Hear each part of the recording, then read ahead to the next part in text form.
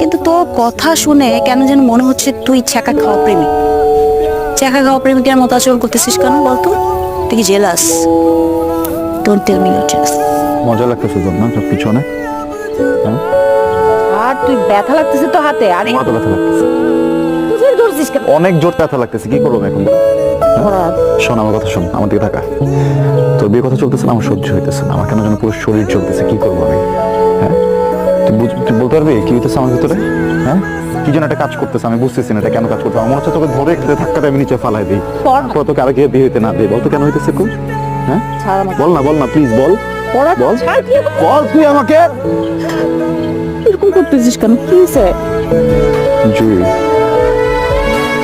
তুই বলতে পারিস যে তুই আমার থেকে সিনিয়র, আমি তোর থেকে 3 বছরের ছোট, বা তুই আমাদের পাগলও বলতে পারিস, কিন্তু পাগল কিন্তু আমার আজকে থেকে না, বুঝছিস?